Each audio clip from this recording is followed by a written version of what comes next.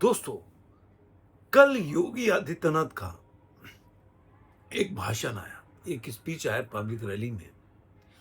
पहली बार योगी आदित्यनाथ ने कुछ ऐसी बातें की जो आज तक उन्होंने कहा नहीं होगा। हाँ, ये बोल सकते हैं कि एक बहुत पहले इसकी शुरुआत हुई थी और अब उसके जो यूपी का इलेक्शन समझ लीजिए कि उसकी दिशा तय करेगी या भारत की राजनीति की दिशा तय करेगी। बहुत ज़्यादा ट्रेंड हो रहा है उनका, वायरल हो रहा है उनका भाषण।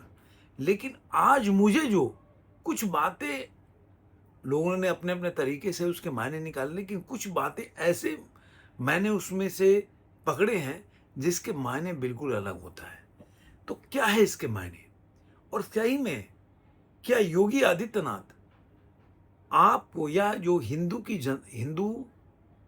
हिंदू लोग हैं या हिंदू धर्मावलंबी हैं, उसको कुछ ऐसा उन्होंने एक डायरेक्शन दिया या कुछ ऐसी बात बोली जो कि हिंदू के लोगों को जागरूक होना चाहिए, जानना चाहिए। और किस तरह से योगी आदित्यनाथ इस सारी स्पीच में एक-एक करके उन्होंने गाजियाबाद की बात को भी, जो सूर्या का वहाँ पे जिस तरह से कुछ लोगों ने छुरा घोंप दिया, वो घटना हुई, उसका भी ज़िक्र किया। तो सबसे पहले मैं बात करूँ कि योगी आदित्यनाथ ने क्या बोला। योगी आदित्यनाथ 2 रैलियाँ हुआ, एक उन्होंने जो आर्म्स का था, उसका फैक्ट्री का उद्घाटन था, उसके बाद बोले थे और दूसरी रैली ये थी। लेकिन इस रैली में उन्होंने कुछ ऐसी बात बोली, जैसे कि उन्होंने बहुत मैं पॉइंट-पॉइंट में ये वो उन्होंने बताया कि जो दुर्जन होता है, सज्जन के साथ सज्जन का व्यवहार करो और दुर्जन के साथ दुर्जन का। ये पहले भी आपकी जिन्होंने आपकी अदालत देखी होगी योगी आदित्यनाथ का, तो वहाँ पे देखा होगा कि उन्होंने बोला था मानव के साथ मानव का, दानव के साथ दानव का। ये पहले, लेकिन उन्होंने एक बहुत बड़ी बात इसमें बोली। उन्होंने बोला कि जिस तरह से गाजियाबाद के घटना आपको पता ही होगा, दोस्त बन के आपको बुलाया और क्या हुआ? ये घटना जो है बर्दाश्त नहीं की जाएगी और बर्दाश्त के काबिल भी नहीं है। और आप जानते हो असद का एनकाउंटर भी हो गया। लेकिन उन्होंने आगे बोला कि आपको, यानी कि जो आम जनता, जो आम हिंदू हैं, उनको जागरूक होना पड़ेगा। उनको जानना, उनको ये लड़ाई आगे लेकर आना पड़ेगा। आपको ये नहीं सोचना होगा कि उन्होंने बोला, जैसे कि उन्होंने बोला कि भाई कुछ बातें और भी बताया कि पूरा डिकोड करूँगा कि आप ये समझिए कि आप ये मत समझिए कि सज्जन है तो और दुर्जन है तो इसको छोड़ देते हैं और पुलिस कार्रवाई करेगी। उन्होंने साफ बोला कि सज्जन के साथ सज्जन का ही व्यवहार करो और दुर्जन के साथ दुर्जन का।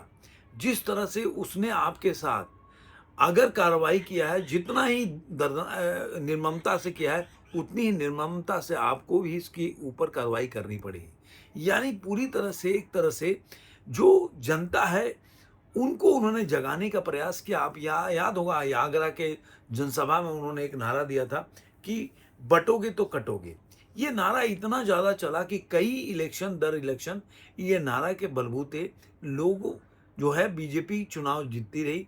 और इसी में थोड़ा-सा जैसे कि एक रहोगे तो नेक रहोगे, इसको प्रधानमंत्री मोदी ने बोला एक रहोगे तो सेफ रहोगे, इस तरह से। लेकिन ये नारा काफ़ी ज़्यादा मतलब हिट किया। आम पब्लिक में जो हिंदू लोग हैं उनमें काफ़ी ज़्यादा जो वोटर्स हैं उनको काफ़ी हिट किया। जैसे कि आप हरियाणा का चुनाव देख लीजिए, जहाँ पे लग रहा था कि बीजेपी वहाँ चुनाव हार जाएगी, वहाँ पे बीजेपी चुनाव जीत गई।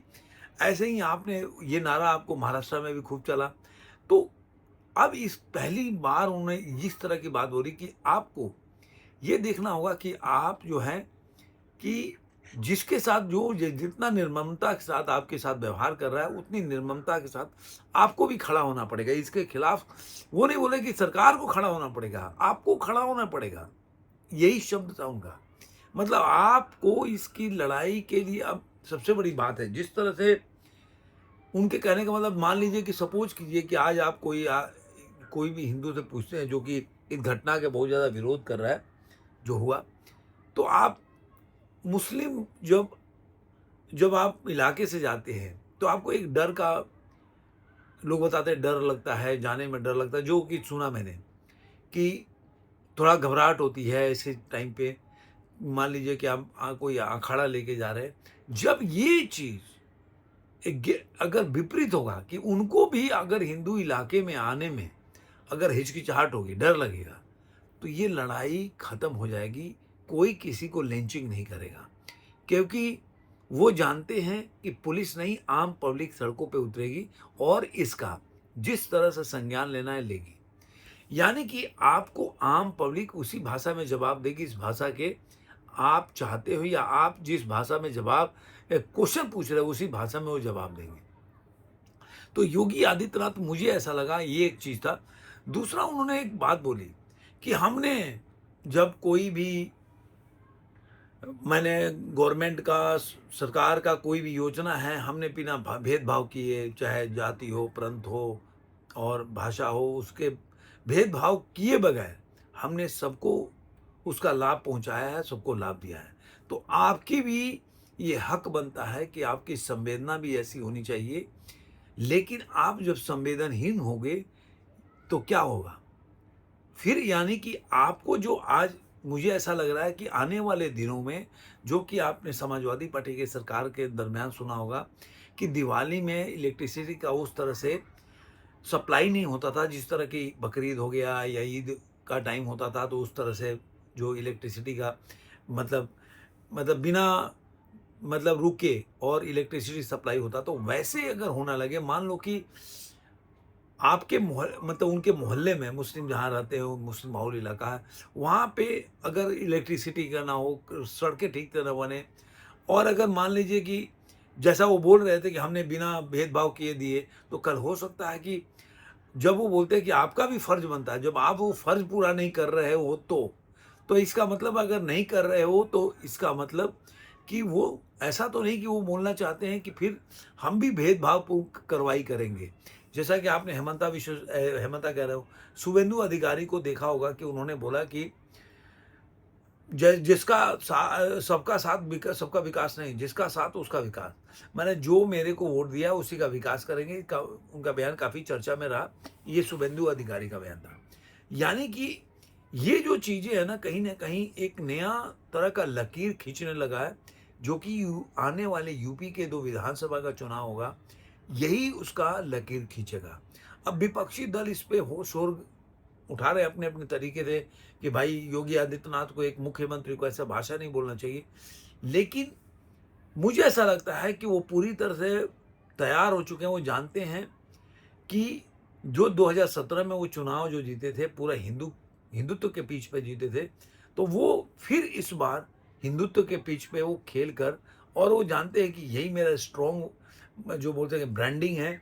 चाहे बुलडोजर बाबा हो गए, चाहे जिस तरह से अभी देखा 24 घंटे में एनकाउंटर हो गया, इस तरह के जो ब्रांडिंग है वो उनको बहुत फायदेमंद देता है। तो कहीं ना कहीं मुझे लग रहा है यहाँ से शुरुआत होगी। लेकिन ये एक बहुत बड़ा, वो तो पॉलिटिकल एस्पेक्ट हो गया, लेकिन ये जरूर है कि आने वाले दिनों में क्या जो योगी आदित्यनाथ बोल रहे हैं, तो क्या ये भेदभावपूर्ण जो होगा, चाहे फैसिलिटी हो, चाहे सरकारी जो भी स्कीम चल रहा है, उस तरह से क्या डिस्ट्रीब्यूशन होगा, ये आने वाले दिनों में पता चलेगी। और जो भी मुझे ऐसा लगा, जो मैं देख के लग रहा है कि मुझे लग रहा है कि ये जो लकीर है, ये आने वाले, और सबसे बड़ी बात एक और चीज, जो अभी आपने देखा होगा, ये संभल का हाल होने वाला है। ये जो जो गाजियाबाद का गांव है, खोड़ा या क्या नाम है उसका, देखिए मुंह पे नाम है मेरे, वहाँ पे पुलिस बंद तैनात हो गया। 3 जो मदरसा है वो जो इलीगल बताया गया, उसकी उस पर बुलडोजर चलेगा। और बाकी काफ़ी घरों का कागजात का चेकिंग चल रहा है, जहाँ पे नोटिस चिपकाया जा रहा है। तो मुझे लग रहा है कि जिस तरह संभल में बुलडोजर एकदम यूनिमोनियसली हर जगह चला था, काफ़ी घरों पे चल गया था, ऐसा मुझे लग रहा है कि यहाँ भी देखने को मिलेगा। तो मुझे ऐसा लग रहा है कि यूपी का तस्वीर जो है, अब इसके बाद कितना शोरगुल होता है, विपक्षी दल इस मुद्दे को कितना उठाते हैं, एक जरूर है कि एक तो उन्होंने लकीर खींच लिया, जो भविष्य में क्या होने वाला है वो आप आकलन करते रहिए। और दूसरा, उन्होंने एक दिशा भी तय कर दी कि हम किस तरफ से जाने वाले हैं और किस तरह से यूपी का चुनाव होने वाला है। धन्यवाद।